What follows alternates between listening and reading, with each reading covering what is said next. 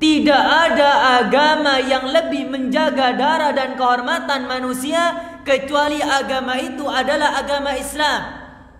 Jangankan tetesan darah yang disengaja, bahkan tetesan darah yang tidak disengaja itu ada diatnya. Jangankan pembunuhan, bahkan perasaan setiap manusia dijaga oleh agama Islam.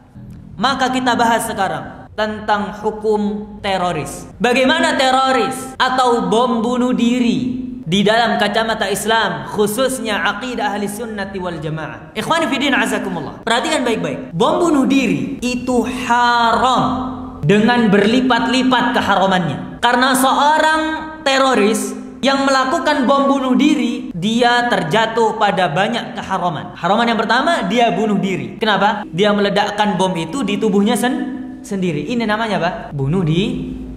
Ikhwani fi din a'azakumullah. Apa hukum membunuh diri? Allah Subhanahu wa taala menegaskan di dalam Al-Qur'an, "Wala taqtulu anfusakum innallaha kana bikum rahima." Jangan kalian bunuh diri kalian sendiri. Sesungguhnya Allah itu sangat sayang kepada kalian. Jangan kalian bunuh diri kalian sendiri. Sesungguhnya Allah sangat sayang kepada kalian. Jangan bom, ikhwani fiddin azakumullah. Makanya aneh bin ajaib kalau dikatakan dakwah salafiyah adalah dakwah teroris, mengajarkan seorang untuk bom bunuh diri. Padahal bagi kita rokok itu haram, karena jelas tertulis rokok membunuhmu. Rasul sallallahu alaihi wasallam bahkan mengatakan, kata Rasul sallallahu alaihi wasallam, "Wa man qatala nafsahu bi syai'in udziba bihi fi nari jahannam." Barang siapa yang membunuh dirinya dengan sesuatu di dunia, Allah akan siksa dengan benda tersebut kelak di akhirat, di dalam neraka jahannam, wa'iyadzubillah. Maka orang yang menjatuhkan, disebutkan dalam hadis yang lain, orang yang naik di atas ketinggian lalu menjatuhkan dirinya untuk membunuh dirinya, kelak di hari kiamat akan diazab semisal itu. Tapi apakah sama seperti dia di dunia? Tidak, jauh berlipat-lipat sakitnya, jauh berlipat-lipat pedihnya. Rasul itu melarang kita, mengharamkan bagi kita untuk bunuh diri. Lalu bagaimana kalau di peperangan? Di masa Rasul sallallahu alaihi wasallam ada seseorang yang berperang dengan semangatnya. Dia membunuh banyak orang musyrik. Ketika para sahabat menyampaikan itu kepada Rasulullah, tiba-tiba Rasul mengatakan dengan perkataan yang sangat mengejutkan. Apa yang diucapkan Rasul? Huwa finnar, orang itu masuk neraka. Kaget mereka. Para sahabat kaget, bagaimana orang yang sesemangat ini di dalam berperang dikatakan apa? Masuk neraka. Orang itu masih hidup posisinya. Maka para sahabat curiga. Mereka mengikuti orang ini sampai akhirnya didapati orang ini banyak, karena saking semangatnya, banyak luka di tubuhnya. Dia tidak bisa menahan rasa sakit itu. Dia ambil anak panahnya, ditusuknya ke dadanya sendiri. Dia mati dengan apa? Dengan anak panah yang dia tusukkan ke dadanya sendiri. Orang yang berjihad melawan orang kafir, karena rasa sakitnya dia bunuh diri. Apa kata Rasul? Huwa finnar, itu tempatnya di neraka. Rasul sallallahu alaihi wasallam juga bersabda, kana bi rajulin, atau disebutkan dalam suatu hadis, kana bi rajulin jarahun, ada seseorang yang memiliki luka parah di badannya. Faqatala nafsahu, lalu dia membunuh dirinya sendiri, dia bunuh diri. Faqala Allah, maka Allah mengatakan, badarani abdi bi nafsihi faharramtu alaihi aljannah, muttafaqun alaih. Perhatikan baik-baik hadis ini. Ada orang punya luka, sakit yang sangat, lalu dia membunuh dirinya sendiri. Lalu apa kata Allah? Badarani abdi binafsi, hambaku itu telah lancang, dia mendahului diriku di dalam urusan badannya sendiri. Urusannya urusan siapa? Urusan Allah. Maka apa kata Allah? Faharramtu alaihi jannah, maka aku haramkan baginya surga. Maka bunuh diri di dalam agama Islam itu haram.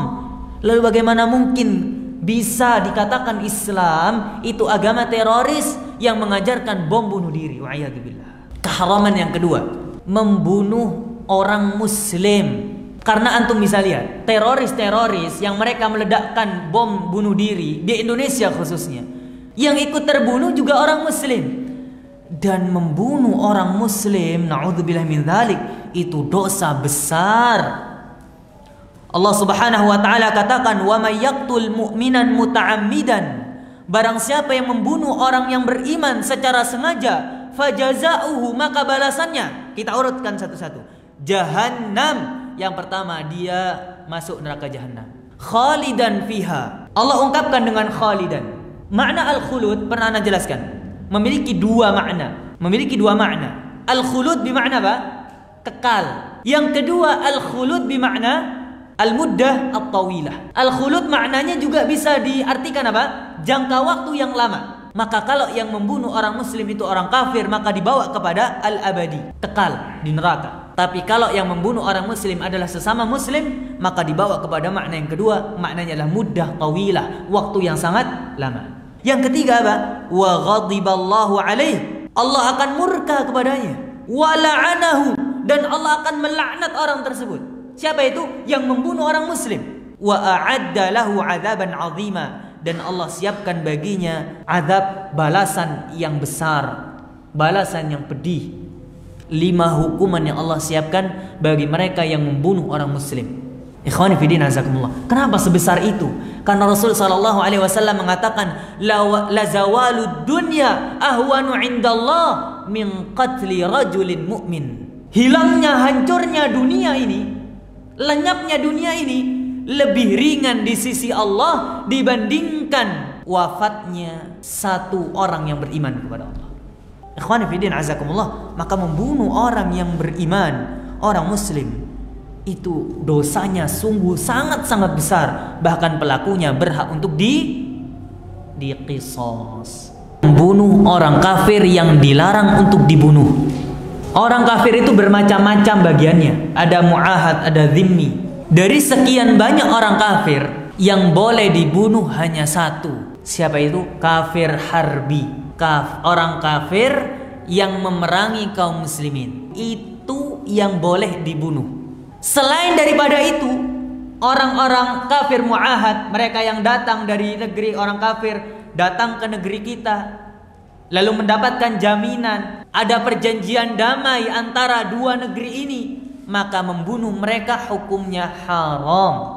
Bani Nadir, Bani Quraidah, dari kalangan orang-orang Yahudi yang hidup berdampingan dengan Rasulullah di mana? Di kota Madinah. Apakah Rasul memerangi mereka? Tidak. Apakah Rasul membunuh mereka? Tidak, kecuali ketika mereka sudah melanggar perjanjian tersebut. Tidak memperbolehkan seorang untuk membunuh orang kafir yang memang tidak boleh untuk dibunuh. Yang boleh dibunuh hanya mereka yang memerangi kaum muslimin. Dan Rasul sallallahu alaihi wasallam mengatakan, "Man qatala mu'ahadan," wa fi riwayat dzimmiyan, barang siapa yang membunuh kafir mu'ahad yang punya perjanjian damai dengan kaum muslimin, atau membunuh orang dzimmi, orang kafir dzimmi yang tinggal dengan kaum muslimin lalu membayar jizyah kepada pemerintah kaum muslimin, lam yarih raihatal jannah. Orang yang membunuh orang kafir dzimmi dan mu'ahad tadi, dia tidak akan mencium bau surga. Perhatikan ikhwani fiddin azakumullah. Perhatikan para jamaah sekalian.